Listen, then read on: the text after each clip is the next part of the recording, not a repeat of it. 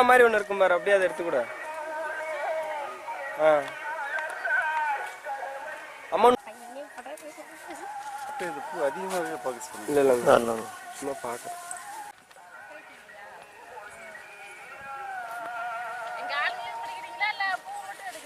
ஆளுங்களே சேர்த்து எடுப்போம்.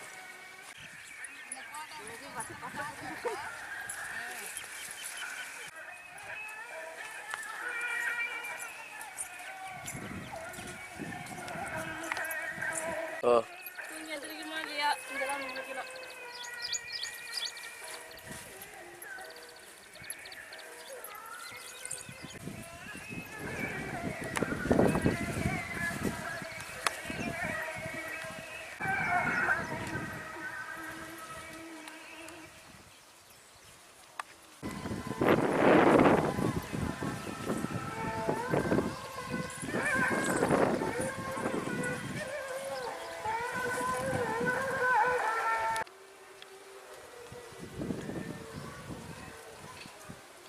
டப்பால வளர்க்கறது போட்டுருங்க.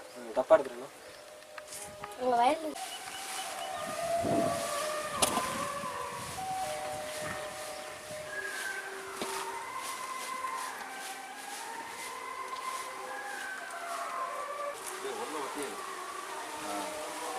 உள்ள ஒட்டி கொட்டு வச்சு.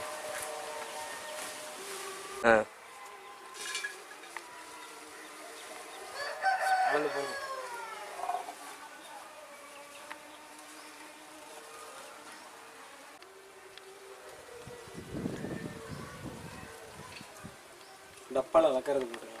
டப்பா எடுத்துருங்க. அப்படின்னா நாகராஜ் பேசுகிறேங்க. நாமக்கல் மாவட்டம் அலங்காநத்தை சேர்ந்தவங்க. மாதிரி மல்லிகைப்பூ தோட்டம் 50 ஏக்கரால் பண்ணிகிட்ருக்குறோங்க. அதாவது வாழ்வாதாரமே எங்களுக்கு இதுதான். இதை வச்சு தான் நாங்கள் வாழ்ந்துட்டுருக்குறோம். அதாவது தண்ணி வறட்சி ரொம்ப கடுமையான வறட்சியில் இருக்கிறோம். தண்ணி விலைக்கு வாங்கி ஊற்றி பண்ணிகிட்ருக்குறோங்க. இருந்தாலும் சந்தோஷமாக இருக்குது. விலை ஓரளவுக்கு நல்லா விற்றுட்ருக்கு. அதனால் எங்களுக்கு மகிழ்ச்சியாக இருக்குது. இதை நம்பி ஒரு 1000 குடும்பங்கள் வந்து லேபர் ஒர்க்கு வர்றாங்க எங்கள்கிட்ட வேலை செய்ய. பரவாயில்லைங்க, ஏதோ சந்தோஷமாக பண்ணிகிட்ருக்குறோம்.